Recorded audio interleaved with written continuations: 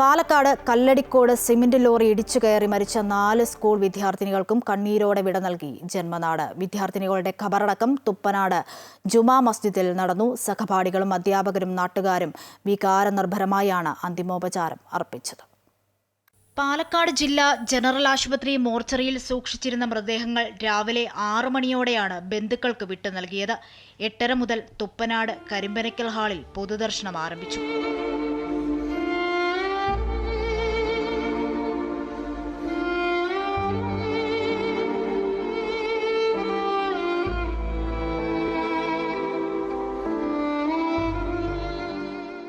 പത്തരയോടെ തുപ്പനാട് മസ്ജിദിൽ ഒന്നിച്ചായിരുന്നു 4 കുട്ടികളുടെയും സംസ്കാരം.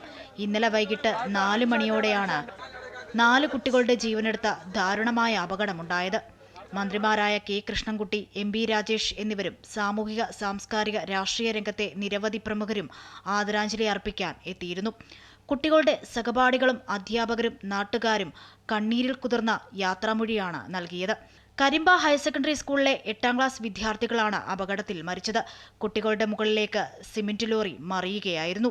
പള്ളിപ്പുറം വീട്ടിൽ അബ്ദുൾ സലാം ഫാരിസ ദമ്പതികളുടെ മകൾ ഇർഫാന ഷെറിൻ, പേട്ടേത്തൊടി വീട്ടിൽ അബ്ദുൾ റഫീഖ് ജസീന ദമ്പതികളുടെ മകൾ റിദ ഫാത്തിമ, കൗളയങ്കൽ വീട്ടിൽ അബ്ദുൾ സലീം നബീസ ദമ്പതികളുടെ മകൾ നിദ ഫാത്തിമ, അത്തിക്കൽ വീട്ടിൽ ഷറഫുദ്ദീൻ സജന ദമ്പതികളുടെ മകൾ ആയിഷ എന്നിവരാണ് മരിച്ചത്. News desk Amrita news.